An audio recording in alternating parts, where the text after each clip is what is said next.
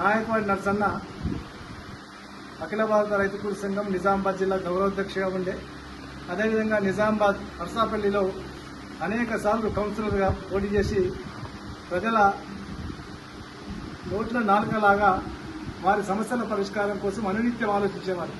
తాను ధనిక రైతైనప్పటికీ కూడా ఆ నర్సాపల్లిలో ఉన్నటువంటి పేదవాళ్ళ కోసం, మధ్యతరగతి ప్రజల కోసం, అట్లాగే రైతులు కార్మికుల సమస్యల పరిష్కారం కోసం, ముఖ్యంగా నిజాం సాగర్ ఆయకట్టు రక్షణ కోసం కానీ, రైతులు పండించిన పంట గిట్టుబాటు ధర రావాలని చెప్పి, అట్లాగే విద్యార్థులు ఆందోళన చేసినా, లేకపోతే కార్మికులు ఆందోళన చేసినా తను వచ్చి అండగా ఉండి మేమున్నామని చెప్పి అనేక దఫాలుగా అనేక పోరాటాల్లో ఒక చురుకైన పాత్ర వహించినటువంటి నాయకవాడి నరసన్న చనిపోయి ఏడాదవుతుంది. ఇట్లాంటి పెద్ద మనుషులు చనిపోవడం మనలాంటి ఉద్యమాలకు తీవ్రమైన నష్టమే. ముఖ్యంగా రైతు కూలీ ఉద్యమానికి ఇంకా తీవ్రంగా నష్టం. ఎందుకంటే ఇవాళ నరేంద్ర మోడీ ప్రభుత్వం మొత్తం రైతు వ్యతిరేక, కార్మిక వ్యతిరేక, ప్రజా వ్యతిరేక విధానం తీసుకొచ్చింది.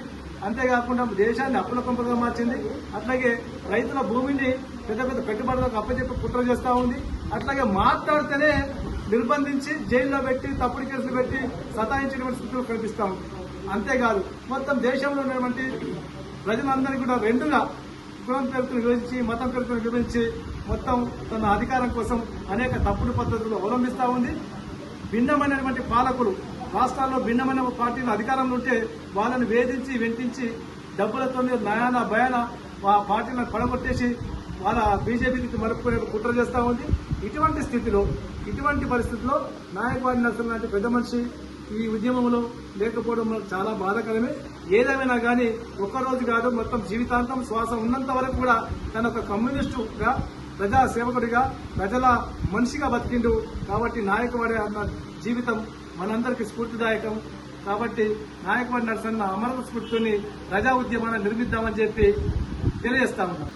ఉన్నత కుటుంబంలో పుట్టి తాను ఈ వ్యవస్థ మారాలని చెప్పేసి నూతన ప్రజాస్వామిక విప్లవం కోసం తాను చనిపోయేంత వరకు పనిచేసిండు.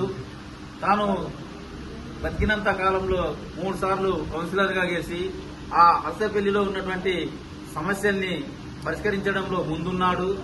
వ్యవస్థ మార్పు కోసం యువతనే కీలకమని చెప్పేసి యువకుల్ని కూడగట్టిండు. తాను ఒక కళాకారుడు కూడా అనేక కళారూపాల్ని ప్రదర్శించిండు.